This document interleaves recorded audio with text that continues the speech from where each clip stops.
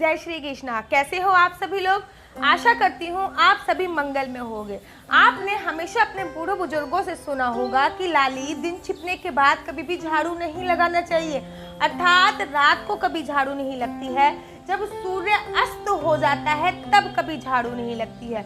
और तो और मेरी मैया हमेशा कहती थी कि बेटा, जब भी घर में कोई जना बाहर जाता है तो उसके 1 या 2 घंटे बाद तक झाड़ू नहीं लगती है, या तो उससे पूर्व कर लो या अथवा बाहर कर लो। हम लोग झाड़ू का निरादर करते हैं, तिरस्कार करते हैं। इससे हमारे घर के जो सकारात्मक ऊर्जा है वो नकारात्मक ऊर्जा में परिवर्तित हो जाती है। झाड़ू से संबंधित आज मैं आपको कुछ टोना बोल सकते हैं, इसको टोटके बोल सकते हैं, या फिर झाड़ू से संबंधित नियम बोल सकते हैं, क्योंकि झाड़ू एक ऐसी चीज है जिसको माता लक्ष्मी अपने साथ समुद्र मंथन के समय लेके आई थी, और झाड़ू को विष्णु भगवान और माता लक्ष्मी ने वरदान दिया है। जैसे कि आप लोगों को पता ही है कि दिवाली से पूर्व झाड़ू खरीदने की परंपरा है। धनतेरस पे भी झाड़ू खरीदी जाती है। क्यों? क्योंकि झाड़ू को ही माता लक्ष्मी का ही स्वरूप माना जाता है, क्योंकि माता लक्ष्मी समुद्र मंथन में वो अपने साथ लेके आई थी। आज मैं आपको झाड़ू संबंधित कुछ नियम बताने जा रही हूँ। सबसे पहला नियम कि सूर्य अस्त के बाद जो इंसान बहुत ज्यादा गलती करते हैं कि शाम का खाना किचन में बनाएंगे और रसोई घर में शाम का खाना बनाने के बाद झाड़ू उसमें लगा देते हैं, मतलब गंदा हो जाता है तो झाड़ू साफ। सूर्य अस्त के बाद कभी भी झाड़ू नहीं लगानी चाहिए। दूसरा नियम जो बहुत ज्यादा जरूरी है, ये नियम तो आपको पता ही होगा कि जब भी कोई आपके घर से बाहर जाता है तो उसके 1 घंटे बाद ही झाड़ू लगानी चाहिए। 1 घंटा हो, 2 घंटे हो तो उसके बाद ही झाड़ू लगानी चाहिए। तीसरा नियम, आपको अपनी झाड़ू को छुपा के रखना है। कोई भी बाहर से आता हुआ व्यक्ति अगर आपकी झाड़ू को देख लेता है तो वो आपके घर की सारी कीर्ति लेके चला जाता है, आपके घर की सारी सकारात्मक ऊर्जा लेके चला जाता है, आपके घर की सारी पॉजिटिविटी लेके चला जाता है। अर्थात आपको अपने घर की जो झाड़ू है उसको लोगों से छुपा के रखना है। आप कहीं भी रख सकते हैं, लेकिन विशेष तौर पे ध्यान दीजिए कि झाड़ू को कभी भी छत पे नहीं रखना चाहिए। मैंने बहुत सारे लोगों को देखा है कि वो अपनी झाड़ू को छत पे रखते हैं या फिर छत के लिए एक स्पेशल झाड़ू रखते हैं। तो झाड़ू चाहे आप छत के लिए एक अलग रखिए, लेकिन झाड़ू को कभी भी छत पे नहीं रखना चाहिए। अगर आप झाड़ू को छत पे रखते हो तो आपके घर पे चोरी होने की संभावना हमेशा बनी रहेगी, क्योंकि माता लक्ष्मी रुष्ट हो जाती है, और जब रुष्ट हो जाती है तो घर से संपदा जाने के पूरे चांसेस होते हैं। अब बहुत सारे लोगों को मैंने देखा है कि बेड के नीचे झाड़ू डाल देते हैं। बहुत ही सारे लोगों को देखा, झाड़ू लगाई उन्होंने और शाम को बेड के नीचे डाल दी। अगर आप भी बेड के नीचे झाड़ू डालते हो, अगर आप में भी ये आदत है कि आप झाड़ू लगाने के बाद झाड़ू को बेड के नीचे डालते हो, तो सावधान हो जाइए। झाड़ू को बेड के नीचे नहीं डालना है। जिस बेड पे आप शयन करते हो, जिस बेड पे आप सोते हो, उस बेड के नीचे आपको कभी भी झाड़ू को नहीं डालना है, जिससे आपके घर पे रोग उत्पन्न हो जाते हैं, जिससे आपके घर में दरिद्रता उत्पन्न हो जाती है। अगर आपके घर पे कोई रोगी है, अर्थात आपके घर पे कोई बीमार पड़ा रहता है और बीमारी से बिल्कुल भी फर्क नहीं पड़ रहा है, तो आप त्रयोदशी, जिसको प्रदोष भी बोलते हैं, एकादशी, द्वादशी, त्रयोदशी पे मंदिर में झाड़ू दान कीजिए। महीने में 2 ही आती है, कोई इतना बड़ा खर्चा नहीं बता रही हूँ। अगर आपकी बीमारी ठीक होने का नाम ही नहीं ले रही है तो आपको त्रयोदशी वाले दिन, जिसको हम प्रदोष भी बोलते हैं, उस दिन आपको मंदिर में झाड़ू दान करनी है। और महीने में 2 झाड़ू तो होती हैं, 2 झाड़ू दान कर दीजिए, कोई नहीं था।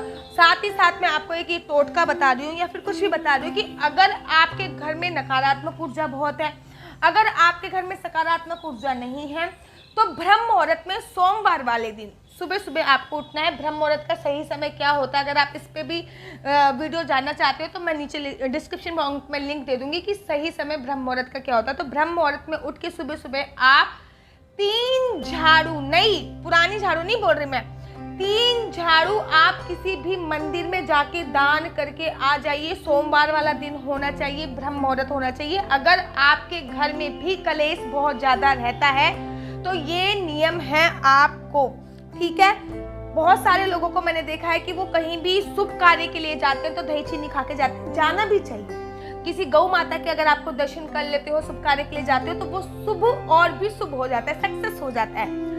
अगर आप किसी अर्थी को देख लेते हो और शुभ कार्य के लिए जा रहे होते हो तो वो भी सक्सेस हो जाता है। ठीक इसी प्रकार से नियम होता है कि अगर आप किसी शुभ कार्य के लिए जा रहे हो और आप झाड़ू देख के जाओ तो वो शुभ कार्य जरूर और जरूर संपन्न होता है। जैसे कि मैंने आपको पहले बताया कि दिन छिपने के बाद कभी भी झाड़ू नहीं लगानी चाहिए। और विशेष ध्यान रखिए, मैंने बहुत लोगों के बाथरूमों में जाके देखा। मैं आप कहोगे दीदी आप कहाँ से देख लेते हो, क्योंकि मैं कथावाचक हूँ तो मैं बहुत सारे विजिट करती हूँ, हर जगह मेरी कथाएं होती हैं, योग शिक्षक भी हूँ तो योगा क्लास भी होती है। तो जब मैं लोगों के वॉशरूम में जाती हूँ तो वॉशरूम में झाड़ू खड़ी होती है। झाड़ू को कभी भी खड़ा मत रखिए, आपके घर में दरिद्रता आ जाएगी, आपके घर में नकारात्मक ऊर्जा आ जाएगी अगर झाड़ू को आप खड़ा रखोगे। झाड़ू को हमेशा कौन सी दिशा में रखना चाहिए? झाड़ू को हमेशा दक्षिण दिशा में रखना चाहिए। इस बात का विशेष ध्यान रखिए। झाड़ू को हमेशा झुका के रखिए, मतलब लिटा के आप झाड़ू को रखिए। झाड़ू को कभी भी आप खड़ा नहीं रखना चाहिए। सूर्य उदय से पहले झाड़ू लग जानी चाहिए घर में, ये भी बहुत जरूरी बात है। और जिस घर में झाड़ू का अपमान होता है, विशेष ध्यान रखिए, झाड़ू का अपमान मतलब झाड़ू से आप किसी को मार रहे हैं, झाड़ू से पीट रहे हैं, झाड़ू से जाला साफ कर रहे हैं, तो ये नहीं है। झाड़ू में पैर लग रहा है आपका, तो ये भी नहीं है। जिस घर में झाड़ू का अपमान होता है वहां पे दरिद्रता का वास होता है, वहां पे सुख शांति कभी नहीं होती है। तो हमेशा ध्यान रखिए कि झाड़ू का कभी भी अपमान नहीं होना चाहिए। अब आप ये प्रश्न करोगे कि दीदी वो टूटी फूटी जो झाड़ू होती है वो हम कहाँ पे फेंकें, उसका क्या करें? अरे ये बहुत ही ज्यादा जरूरी है कि कब फेंके, कहाँ पे फेंके, उसका क्या करें। तो जो झाड़ू बहुत ज्यादा दिनों की आपके घर पे हो गई है उसको रखना नहीं चाहिए। पहली नियम एक सुन लीजिए कि अगर आप किसी न्यू घर में घर प्रवेश कर रहे हो या फिर आप किसी नए घर में जा रहे हो तो कोशिश कीजिए पुरानी झाड़ू ना लेके जाओ, अपने साथ नई ही झाड़ू लेके जाओ। और अगर आपकी झाड़ू बहुत ज्यादा पुरानी हो गई है, अगर आपको उसको फेंकना है तो आप अमावस्या वाले दिन ही झाड़ू को फेंकिए। ध्यान दीजिए कि अमावस्या वाले दिन ही आपको अपने घर से झाड़ू को हटानी है। इसमें किसी भी प्रकार का कोई दोष नहीं लगता है।